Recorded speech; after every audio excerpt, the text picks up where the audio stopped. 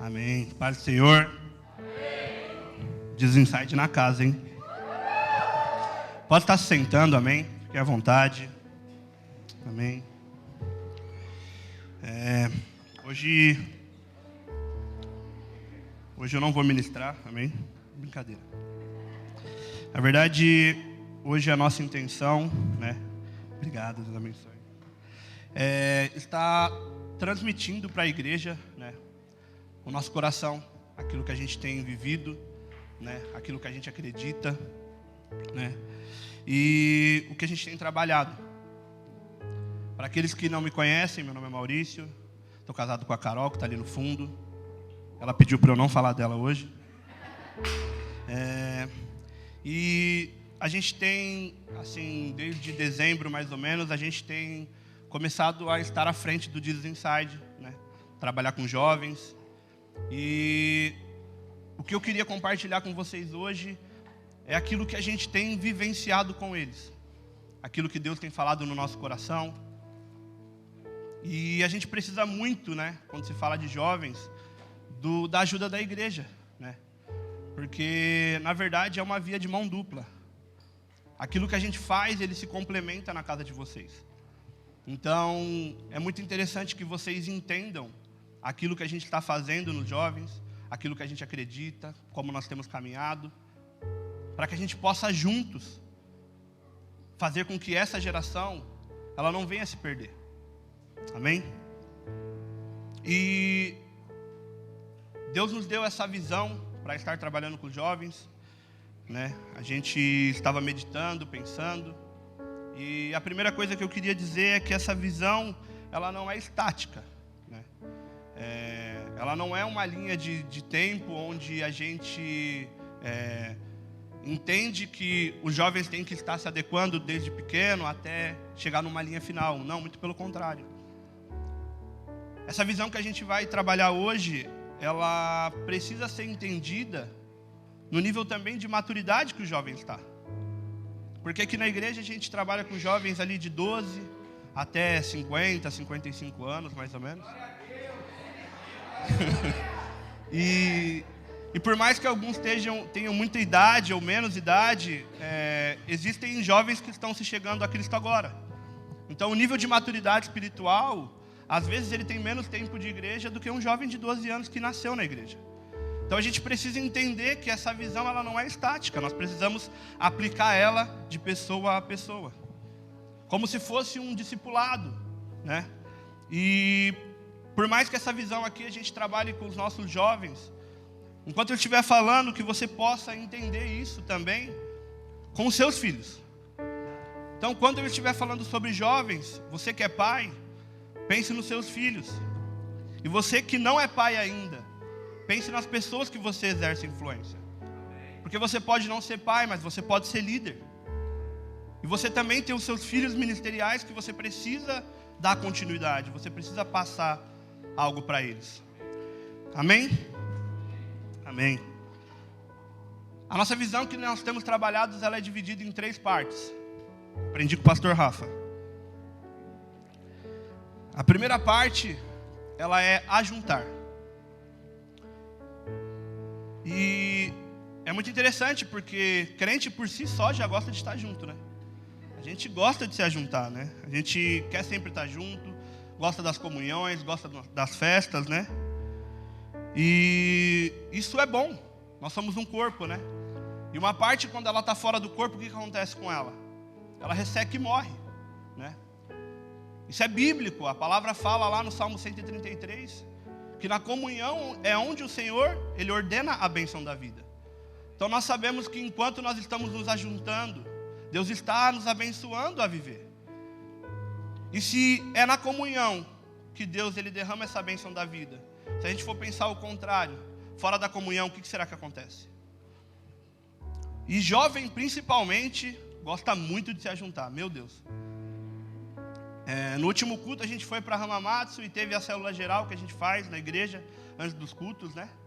E eles ficaram mais ou menos até uma meia-noite ali na creche do Rafa, quando o Rafa expulsou a gente.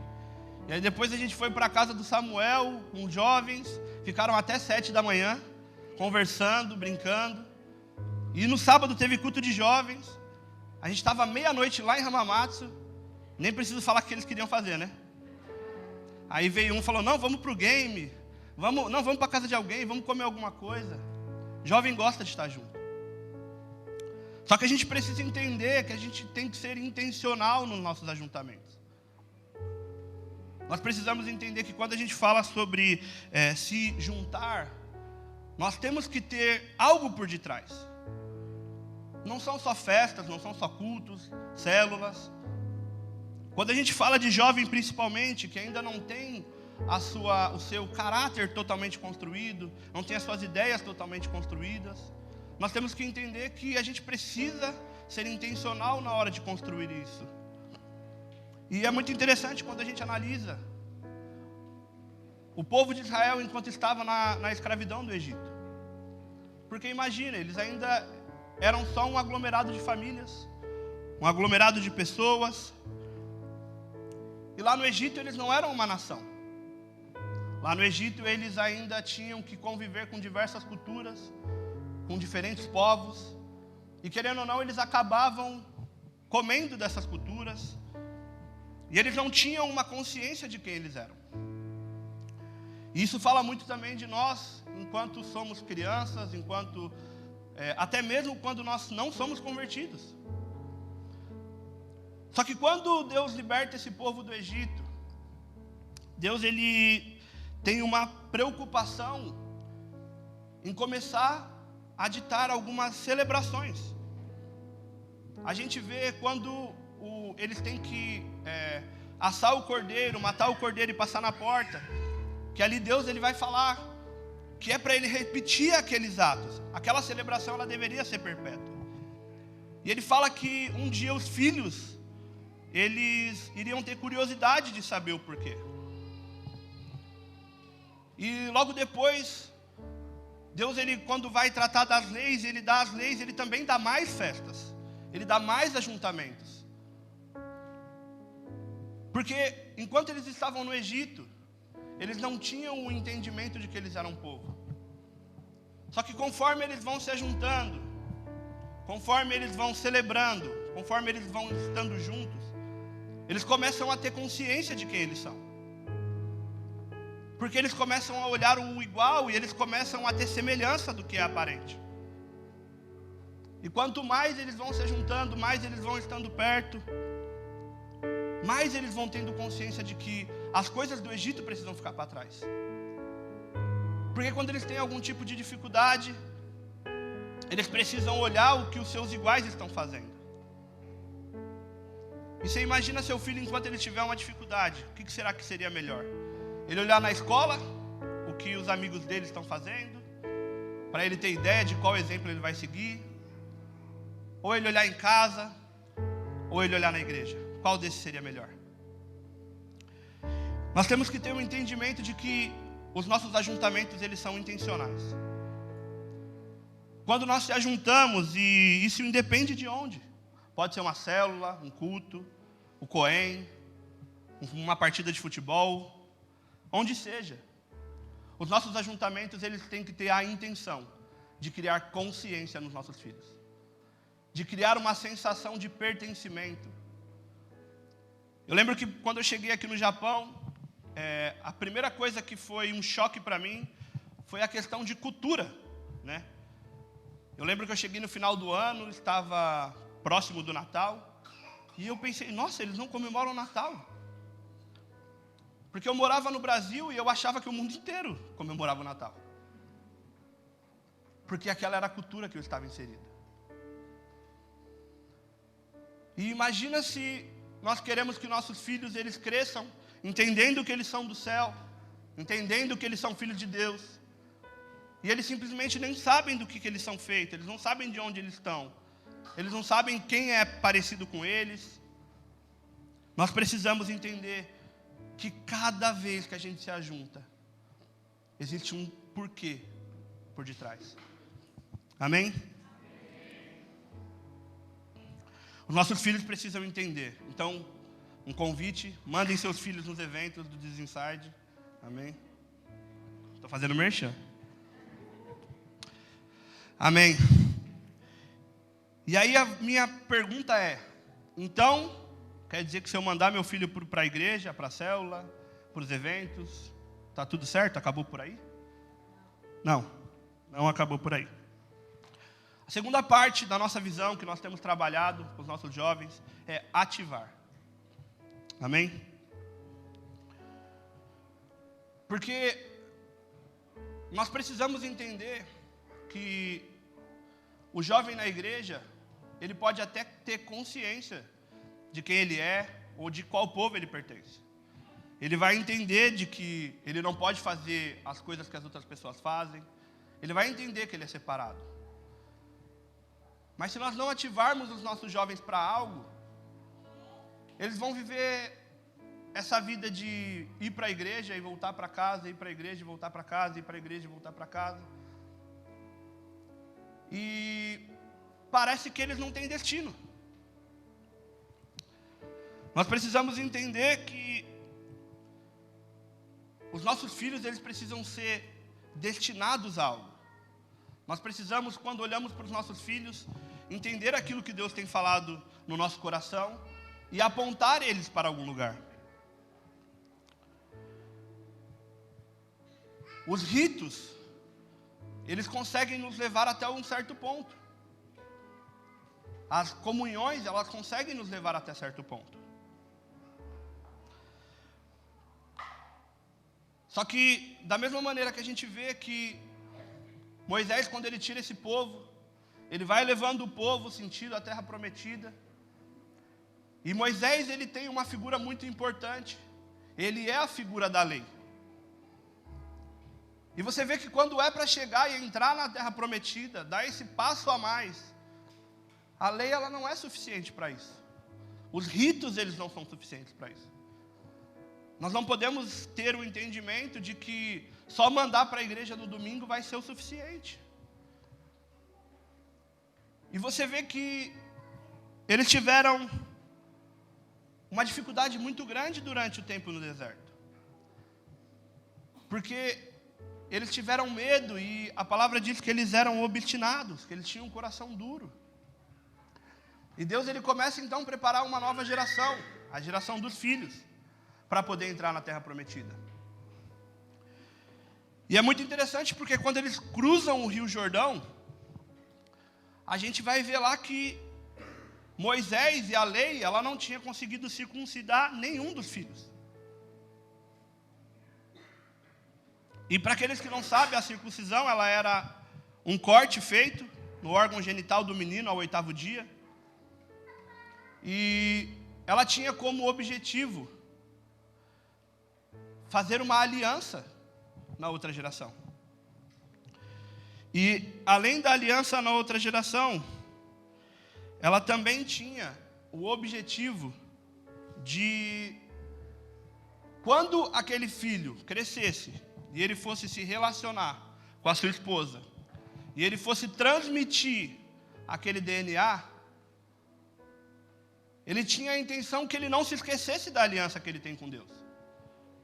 E que ele também não se esquecesse da responsabilidade que ele tem de transmitir aquela aliança. Só que a Bíblia nos fala que nós não sou judaizante, calma, não vou falar para vocês circuncidar, calma. Mas Paulo, ele vai dizer que a nossa circuncisão, ela é no coração. Então você imagina que aqueles meninos, eles estavam indo para a guerra, aqueles homens estavam indo para a guerra. E a intimidade deles ainda não tinha sido tocada. Eles ainda não tinham sido tocados a ponto de estarem na responsabilidade de poder transmitir esse DNA. E aí, ali Josué, que figurativamente tem uma questão muito forte com a figura de Jesus. Inclusive o próprio nome, Josué, em algumas traduções, é Jesus. A raiz das palavras são bem parecidas. Então, ali naquela figura de Jesus, ele pega os homens, as crianças que estão ali em idade militar, e ele toca na intimidade deles. E ele toca na intimidade deles a ponto de que, quando eles forem se relacionar e eles forem transmitir para os filhos dele, existe uma aliança com Deus. Nós precisamos entender que nós temos que ter essa intencionalidade. A palavra que eu mais tenho repetido no Jesus Inside para o conselho é essa: nós precisamos ser intencionais. Nós precisamos entender que a gente tem que alcançar o coração dos nossos filhos. E é muito engraçado porque às vezes você fala, não, você tem que ser intencional, você tem que ir todos os dias ministrar aos seus filhos, ministrar a palavra. E aí você pode estar pensando, nossa, mas é tipo uma lavagem cerebral? É. Porque uma coisa é certa, o mundo está sendo intencional com seu filho. Eu estava falando com a Carol, eu estava vendo um podcast falando sobre discipulado, e a pessoa que estava falando sobre discipulado, ele disse uma coisa muito interessante que chamou muito a minha atenção. Ele falou assim, imagina só, se eu quiser inserir um assunto que é um tabu hoje, mas que eu quiser que daqui a 1 ano esse assunto seja normal, o que eu faço? Aí o cara falou, não sei. Falou, imagina, eu coloco ele numa novela. Lá no Brasil o pessoal tem bastante costume, mas vamos dizer que aqui seja uma série.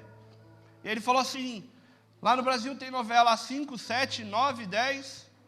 Aí digamos que eu quero que o divórcio seja normalizado. Aí eu coloco um pouco na novela das 5, um pouco na novela das 7, um pouco na novela das 9, um pouco na novela das 10. Aí ele perguntou, qual é a força que vai ter isso em 1 ano? Você 4 horas por dia ouvindo dizer que o divórcio está certo. Daqui 1 ano, como que vai estar a sua cabeça em relação a isso? A questão é que às vezes a gente acha que a gente não tem que ser intencional. A gente pensa que a gente não tem que forçar. E tudo bem, a gente não tem que forçar. Mas nós temos que ter o entendimento de que nossos filhos precisam receber isso. Porque o coração deles e a mente deles, conforme eles vão crescendo, ele vai ser cheio de alguma coisa. E nós, na figura de pais, nós temos que decidir do que o coração do nosso filho vai ser cheio.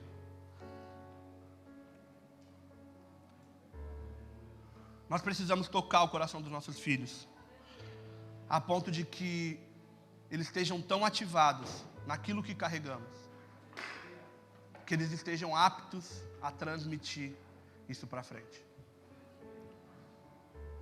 E existe uma história na Bíblia que fala muito comigo a respeito de transmissão de legado. Se puder abrir para mim, em 1 Reis 19, a partir do versículo 19.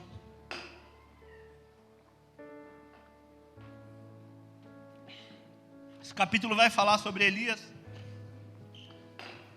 E Elias, ele estava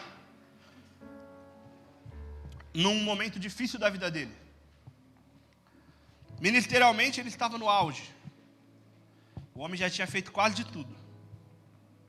Já tinha feito parar de chover, já tinha feito chover. Já tinha matado mais de 400 homens, enfrentado.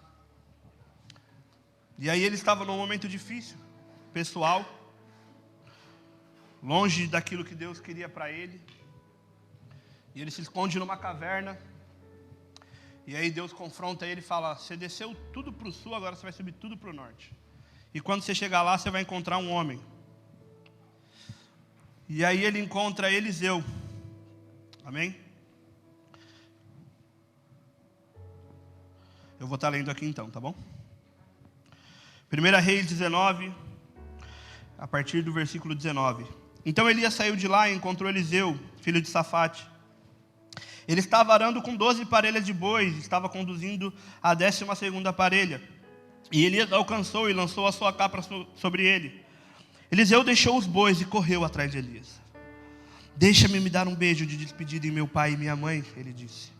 E então eu vou contigo. Vai e volte, respondeu Elias, pois você já sabe aquilo que fez com você. E Eliseu voltou, apanhou a sua parelha de bois e os matou. Queimou o equipamento de arar para cozinhar a carne, deu ao povo e eles comeram. Depois partiu com Elias, tornando o seu auxiliar. Elias foi intencional ao tocar na vida de Eliseu. E é muito engraçado, porque Eliseu aqui, ele era muito bem sucedido, né? E a gente pensa, quando a gente vai na criação dos nossos filhos, a gente se esforça e gasta muito tempo com a educação deles. Nós queremos que nossos filhos tenham um bom serviço. Nós queremos que nossos filhos tenham uma boa faculdade. Nós queremos que o nosso filho ele tenha uma boa educação, no sentido de que seja educado, de que seja uma boa pessoa, de que tenham bons amigos, de que eles não se firam. E nós gastamos muito tempo da nossa vida pensando nisso. Eu sei porque minha filha mais velha está com 6 anos, e eu já começo a me preocupar com esse tipo de coisa. Começa a me preocupar. Aqui no Japão é um pouco diferente. No Brasil a gente olha para os filhos e fala, nossa, que seja médico, advogado. Aqui a gente pensa, não vai para a fábrica, não vai para a fábrica. Não. Brincadeira, gente, fábrica é uma benção. Mas nós temos esse interesse. E a gente vê aqui que Eliseu, ele estava sendo bem sucedido na vida dele. Só que nós temos que entender que se nossos filhos eles forem educados, tiverem um bom trabalho, tiverem uma boa faculdade, um bom círculo de amigos, mas eles não tiverem a Cristo, eles não têm nada. Nós temos que parar de tentar criar bons cidadãos para o mundo. Nós precisamos criar os filhos de Deus. A palavra diz, se eu não estou enganado, é no Salmo 127, que os filhos deles são a herança do Senhor. Eles são um presente de Deus para nós. Eles são algo precioso para Deus. E eu gosto muito de personagens na Bíblia que não são muito famosos. E o pai de Sansão, ele me chama muita atenção, gente.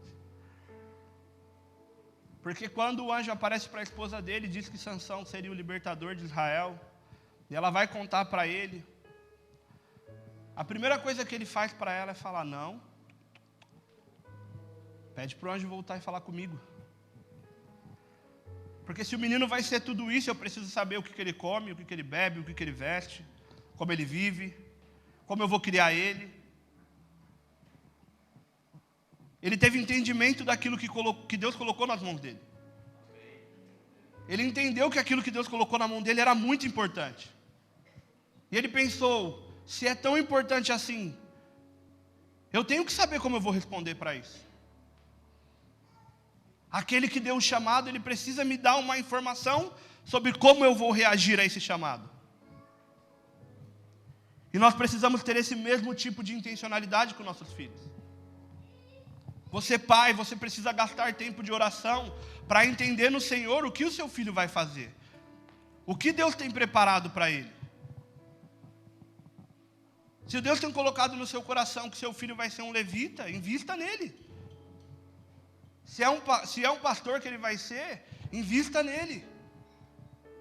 O que nós não podemos fazer é receber essa herança do Senhor e agir de qualquer jeito. Não quero assustar ninguém, mas a própria palavra vai dizer ali sobre quem recebe algo do Senhor e enterra. Nós precisamos entender que os nossos filhos são preciosos. Os seus filhos são preciosos. Nós precisamos gastar tempo ativando eles ministerialmente. Amém? E é muito engraçado ver que quando Elias ele está prestes a subir, Eliseu está tão ativado, mas ele está tão ativado, que nada consegue tirar ele do propósito. Esse toque de Elias foi tão importante, que nem mesmo Elias dizendo para ele, ei, vai embora, não me segue não, foi capaz de pará-lo. Nem mesmo quando os outros profetas estavam se juntando e estavam dizendo: tá sabendo que seu mestre vai ser levado hoje? Ele falava para eles: fiquem quietos. E nada fez ele parar de seguir Elias. Porque ele tinha um entendimento daquilo que ele precisava fazer em Deus. Será que nós estamos tocando nossos filhos com essa mesma intencionalidade? Será que o caráter que nós temos passado por nossos filhos, será que a nossa vida, ela tem sido um espelho tão grande, que mesmo a gente falando para os nossos filhos: ei, esquece disso aí, eles viram e falam: não, eu já sei o que eu preciso fazer. Eu sei quem eu preciso ser.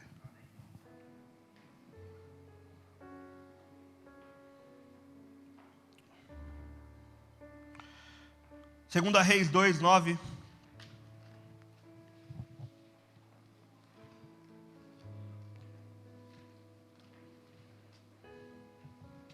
Vamos estar lendo como foi essa transição de Elias e Eliseu, amém?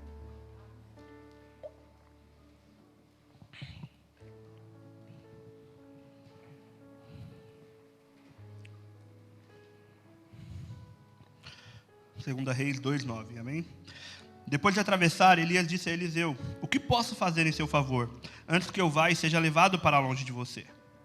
Respondeu Eliseu: faze de mim o principal herdeiro do teu espírito profético.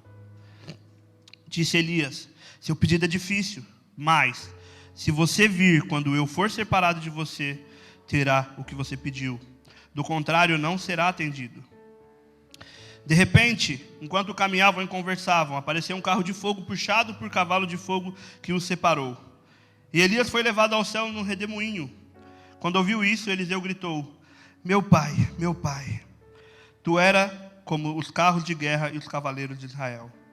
E quando já não podia mais vê-lo, Eliseu pegou as próprias vestes e rasgou ao meio.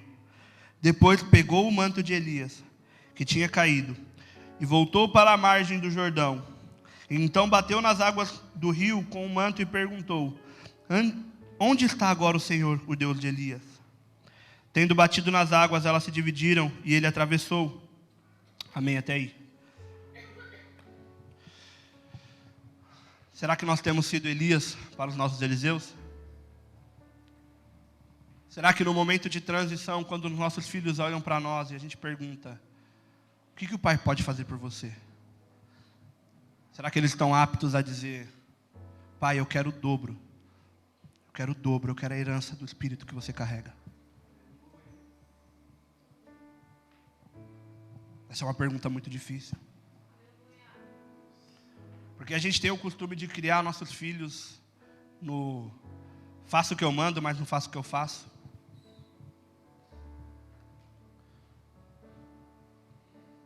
Só que nós precisamos entender que por mais que os nossos filhos sejam nossos, eles também são de Deus.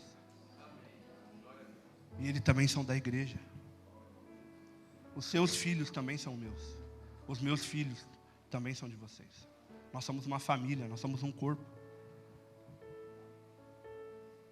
Eu não quero trazer essa palavra para que você sinta peso no coração, muito pelo contrário. Essa palavra é para que a gente se encoraje junto.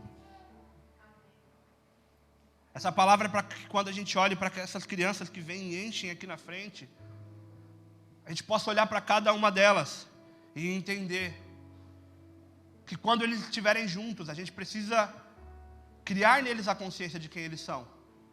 E conforme eles forem crescendo, nós precisamos alcançar o coração deles e ativar o coração deles. O mundo precisa de exemplos. O mundo precisa de pessoas que estão dispostas a pagar o preço. A gente tem muitos personagens da Bíblia aqui. E eu fico pensando quantas outras pessoas já não estavam lá. Mas existiram pessoas que decidiram pagar o preço.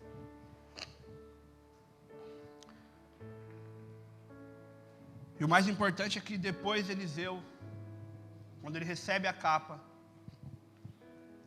Ele faz muitos e muitos milagres. Eu vi uma lista dos milagres que ele fez para poder falar, mas eram muitos. Ele curou um leproso, passou a lepra do leproso para outra pessoa. Ele amaldiçoou 40 jovens por falar da calvície deles. Então está proibido piada de calvo. Aleluia, aleluia, aleluia. Amém. Está proibido.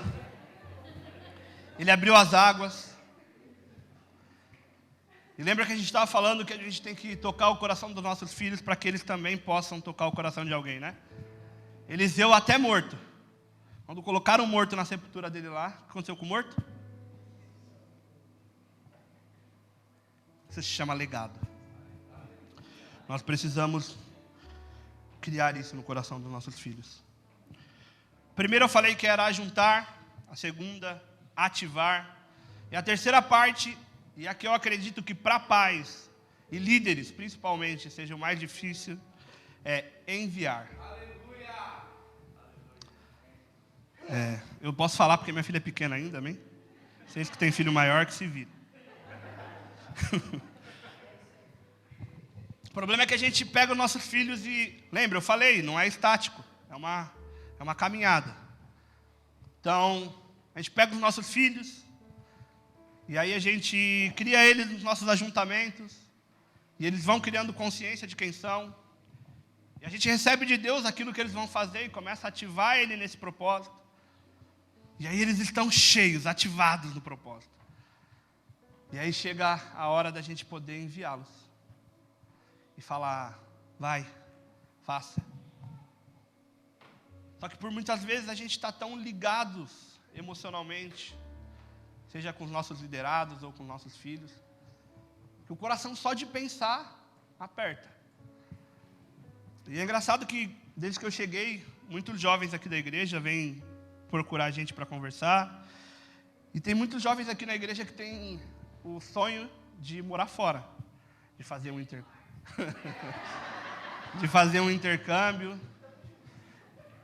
E são muitos mesmo, né?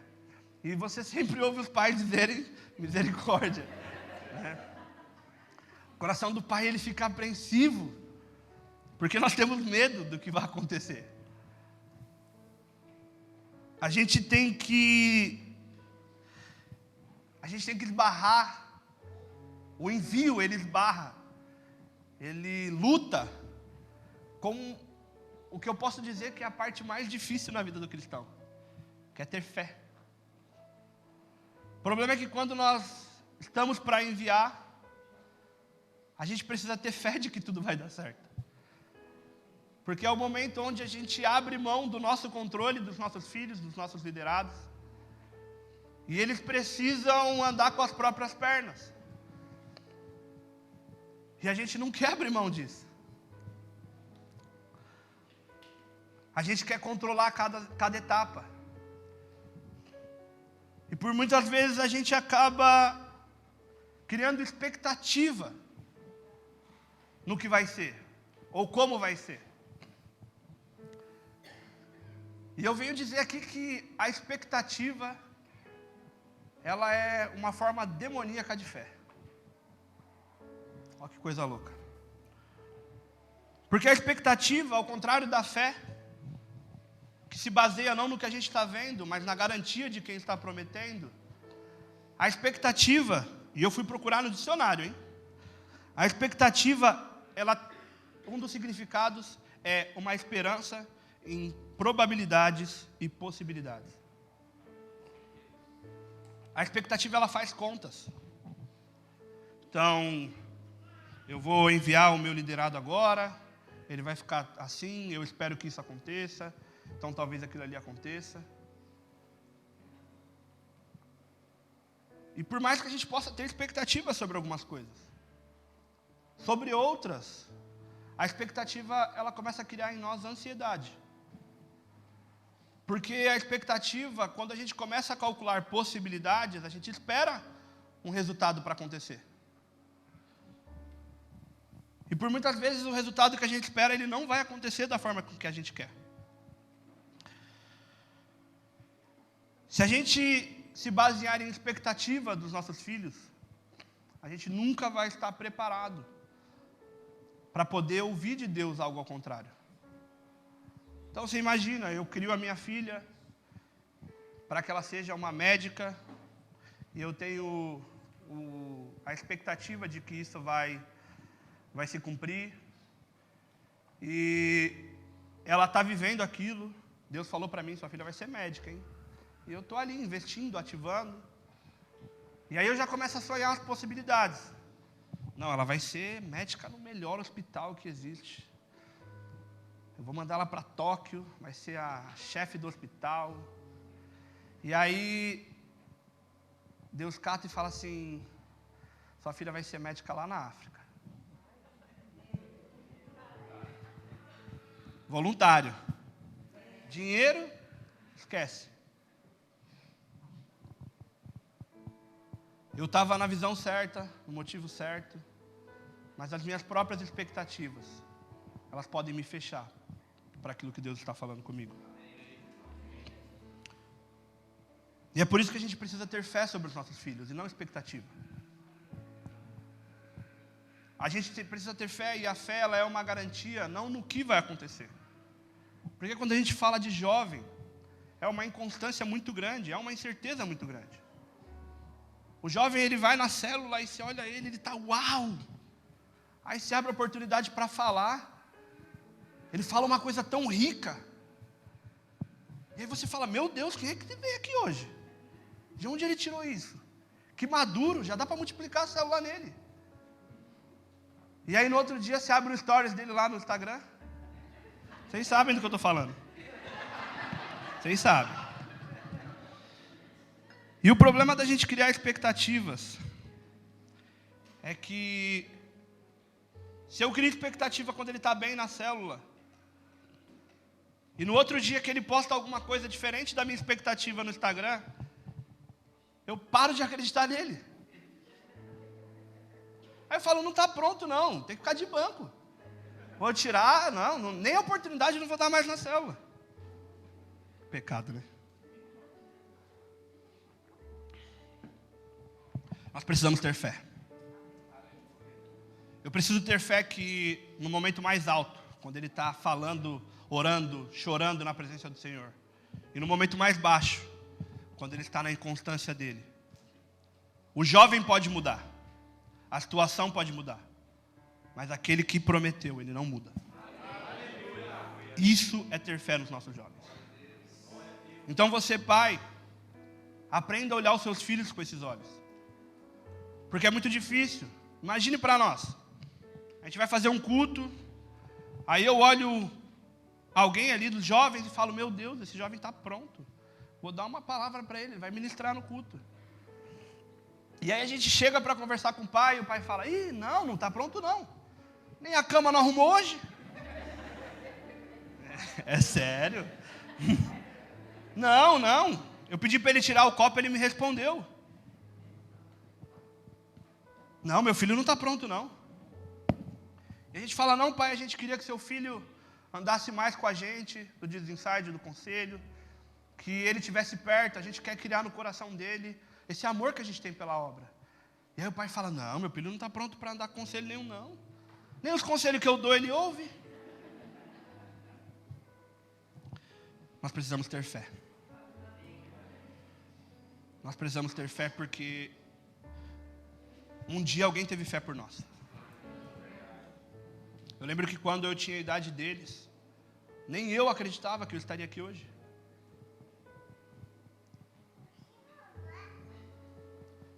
E eu lembro que naquela época eu andava bonezinho de lado, calça caindo, falava a cada 10 palavras, 15 era palavrão. Mas um dia alguém olhou para mim e conseguiu enxergar além do óbvio. Só que parece que quando a gente olha para os nossos filhos, a nossa régua está lá em cima. Porque nós estamos criando expectativas. Estamos criando expectativas de que ele vai ouvir os nossos conselhos. de que ele vai começar a obedecer, de que ele vai parar de dar trabalho, de que ele vai querer vir cedo para a igreja por vontade própria, que ele vai querer ler a Bíblia. E a expectativa, ela acaba matando a nossa fé. Ela acaba nos impedindo de olhar para a Bíblia e ver todas as promessas que Deus tem para os nossos filhos. E entender que mesmo ele não estando parecendo com aquilo que Deus prometeu, nós confiamos em quem prometeu. Davi, quando ele foi passar, e eu já estou perto de encerrar, quando ele foi passar o seu reinado para Salomão, isso está em Crônicas 22:5, não vai precisar abrir, amém?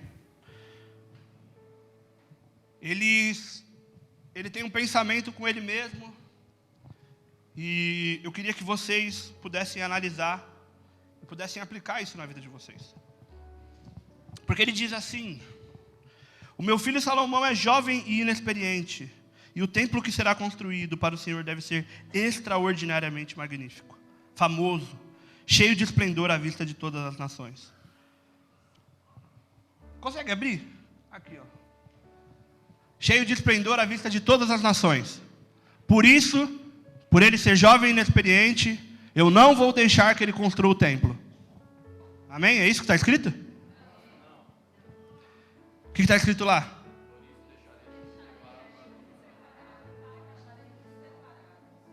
O problema é que a gente acha que ser jovem e inexperiente é um motivo para que a gente não deixe que nossos filhos façam as coisas. Só que o problema da gente pensar assim é que se a gente for pensar o contrário, se ele não pode servir por ele ser jovem e inexperiente, a gente só vai deixar ele servir quando ele for alguma coisa? E aí vem a segunda pergunta: quando o seu filho vai ser bom o suficiente para poder servir a Deus? Nós acabamos construindo nos nossos filhos, investindo nele. E esse é o problema de não ter fé. Porque a gente vai investindo e vai... Se a gente acha que ele vai ser um pastor, a gente investe em oratória. Se é música, a gente investe em aula de música, aula de canto, para que um dia ele seja bom o suficiente. E o problema é que ele até pode ser tecnicamente bom o suficiente. Só que você vai tirar dele a oportunidade de depender de Deus. Porque o dia que ele tiver bom o suficiente, ele vai achar que nas forças dele ele consegue. Nós estamos criando nossos filhos para dar resultado. Nós precisamos ter fé. Porque a gente, por muitas vezes, não vai ter de Deus para os nossos filhos aquilo que a gente acha que vai ser. Como eu falei, às vezes as nossas expectativas elas são frustradas. E eu queria fechar falando sobre um pai que teve fé. E está em Hebreus 11. Se puder deixar aberto.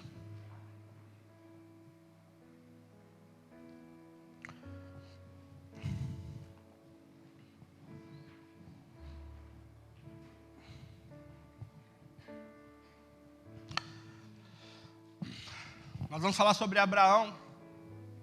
E ele não é só um pai que teve fé. A Bíblia diz o que sobre Abraão? Ele não foi só pai de Isaac, ele foi o pai da fé. E o pai da fé não poderia agir diferente com seus filhos, né? Amém? E é muito interessante porque quando Abraão recebe a promessa de que ele teria um filho, sua esposa e ele já eram de idade muito avançada.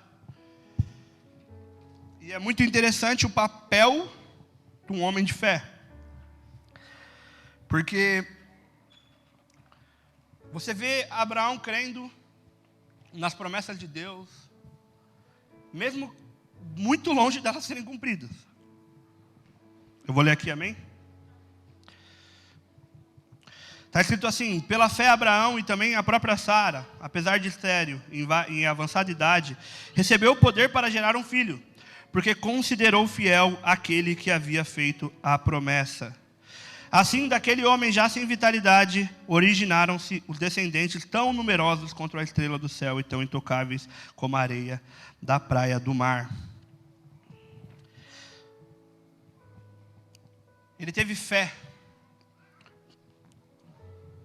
E ele confiou naquele que estava prometendo. Ele não poderia ter filho, mas quando Deus prometeu, ele acreditou naquilo, se agarrou naquilo. E isso é ter fé. Só que, como vocês sabem, Deus prometeu.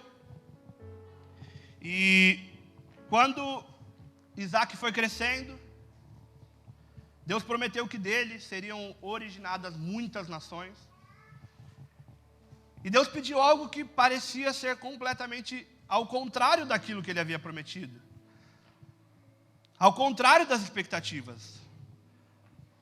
Se eu puder ter liberdade, eu penso que Abraão, ele fazia planos para Isaac. Porque quando Isaac veio, ele já estava numa idade muito avançada. Ele já tinha parado, acredito eu, de sonhar em ter um filho. Só que quando ele teve esse filho, e baseado numa promessa tão grande de Deus, ele deve ter feito muitos planos. Só que, quando o Isaac pegou uma certa idade, Deus pede algo muito contrário. Ele diz: vá e sacrifique seu filho. Às vezes parece que estão sendo contraditórias as coisas. Parece que quando a gente olha para os nossos filhos, Deus tem falado tanto algo conosco. Fala: não, seu filho vai ter amor pelas vidas, seu filho vai ser pastor, investe nele. Aí quando você olha a criança, um amigo. E quando esse amigo está mal, ele não quer nem saber do amigo. Aí você fala: meu Deus, como é que vai cuidar de vidas assim? Será que eu estou entendendo errado? Só que os caminhos do Senhor, eles são maiores que os nossos. Nós precisamos nos agarrar, não naquilo que foi falado. Porque aquilo que foi falado pode estar muito diferente. Como que um menino morto vai ser uma nação grandiosa que ele não pode contar? As aparências, elas podem ser muito distantes daquilo que Deus falou. Só que Abraão sabia quem tinha falado. Ainda no capítulo 11, no versículo 17, está escrito assim: pela fé Abraão, quando Deus o pôs à prova, ofereceu Isaac como sacrifício. Aquele que havia recebido as promessas estava a ponto de sacrificar o seu único filho. Embora Deus tivesse dito, por meio de Isaac, a sua descendência será considerada, Abraão levou em conta que Deus pode ressuscitar os mortos. E figuradamente recebeu Isaac de volta dentre os mortos. Quando Deus pediu Isaac, o pensamento de Abraão foi: eu não sei por que ele está me pedindo isso. Mas se ele me prometeu que ele levantaria uma descendência desse menino, nem que seja dos mortos, ele vai ressuscitar. Será que nós estamos tendo esse tipo de fé para enviar nossos filhos? Será que a gente olha para os nossos filhos e, assim como aqui figurativamente Abraão recebeu ele de volta dos mortos, será que quando a gente olha os nossos filhos e vê eles num estado de morte espiritual, a gente continua avançando, tendo certeza de que até dos mortos Deus pode ressuscitar? Nós precisamos ser intencionais. Intencionais nos nossos ajuntamentos, intencionais no nosso ativamento e intencionais no envio. Nós, como pais, precisamos não olhar para os nossos filhos mais como alguém que precisa ser resultado de algo, Mas nós precisamos entender que um dia, todos nós, vamos ter que chegar diante de Deus e prestar conta da nossa vida e do que a gente fez. E a pergunta é, você pode me dizer, na verdade, não, mas meu filho vai ter que prestar conta da vida dele, é ele Deus. Tudo bem, mas você, se foi pai, o que você vai falar para Deus sobre a sua paternidade? Nós não podemos viver a vida pelos nossos filhos, mas nós podemos, até o último dia das nossas vidas, sermos intencionais naquilo que estamos fazendo. Amém? Pode ficar de pé. Convidar o grupo de louvor. Amém? Eu queria que, se algum dos diáconos ou alguém do apoio puder trazer as crianças 5 minutos mais cedo, eu queria fazer 2 tipos de oração hoje. E a primeira, antes das crianças chegarem, eu queria convidar você, pai, que foi tocado por isso, para que a gente possa caminhar juntos. Nós do Jesus Inside, nós que estamos ali no campo de batalha com seus filhos, é um convite para que vocês tomem um passo e se ajudem conosco. Nós queremos trabalhar em unidade. Nós precisamos de vocês. Então, o primeiro convite é para você, pai, que se sentiu tocado por essa palavra e quer tomar uma decisão de que você não vai mais deixar o seu filho e deixar de ser intencional na vida dele. Não significa que se você vir aqui na frente você não está fazendo um bom trabalho com seu filho, muito pelo contrário. Mas nós temos sido cheios. Nosso coração tem transbordado com essa palavra. Essa palavra não foi uma palavra que eu escrevi para esse culto. Essa palavra é uma palavra que a gente tem vivido como direção de Deus. E se isso transbordou no seu coração, vem aqui na frente. Vem aqui na frente para que a gente possa orar juntos. Porque daqui a pouco as crianças vão vir. E a segunda oração que eu queria fazer é com as crianças. Para que Deus possa unir de novo. Fazer de novo os laços. Para que você possa orar e abençoar o seu filho. Para que a nossa geração ela seja tocada. Para que essas crianças que a gente vê todos os cultos e se alegra, elas possam transmitir aquilo que nós temos vivido. A palavra tem muitas gerações que são fragmentadas, onde uma geração ela não consegue transmitir para outra. Essa não vai ser o caso da nossa. Amém? Oi. Pelos pais, isso. Eu queria chamar aqui os pais na frente, amém? Se ninguém sentiu, eu vou chamar todos. Não sinta vergonha, vem aqui na frente. Você que teve o entendimento de que nós podemos alcançar as nossas crianças. Eu vou pedir a ajuda dos obreiros, dos pastores. Enquanto o ministério de louvor, ele vai estar adorando,